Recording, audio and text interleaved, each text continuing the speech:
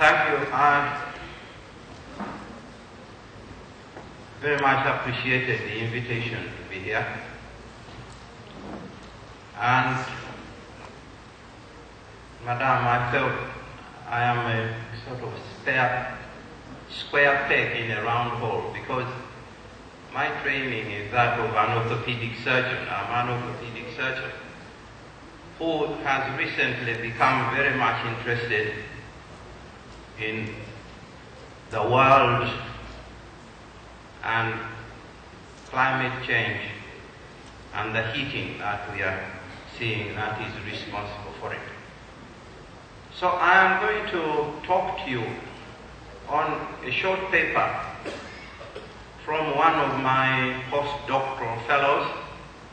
It's not mine, so don't shoot the messenger.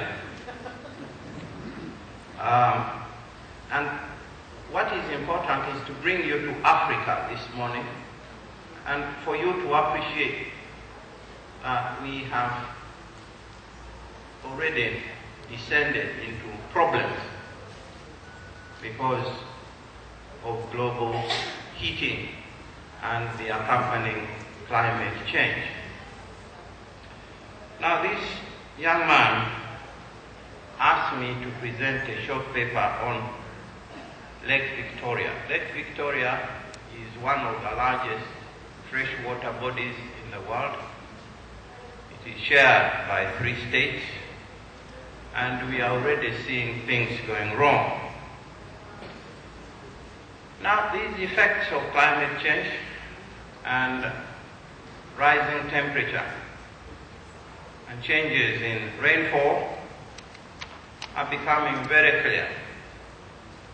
Now, the people who live around Lake Victoria are already having problems. Now, there's been a hot debate in Uganda, Kenya, and Tanzania. What is this all due to? Lake Victoria has only one exit, outflow via the White Nile, water going to Egypt. This is a lifeline for Egypt, and I think it's true what environment-interested colleagues tell me, that the next set of battles and wars will be on fresh water. Now, Egypt must have water, but Egypt and the Sudan getting fresh water is dependent on a healthy 60% of the water comes from Lake Victoria. But as I say, already there are problems. So these problems will be reflected all the way down the Nile to Egypt. The environmentalists attribute the problems to reduced rainfall experienced in the East African region, while hydrologists blame it on environmental degradation and excessive water release, because the Nile is very useful for providing hydroelectric power.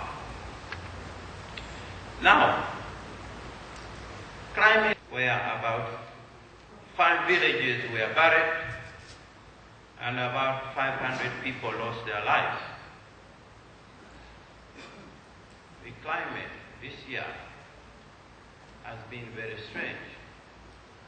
We normally have a bimodal series of, if you predict the rainfall, they come in 2 phases with a dry season in between. This year there has been no dry season, just incessant rain. Hence the problem. Now,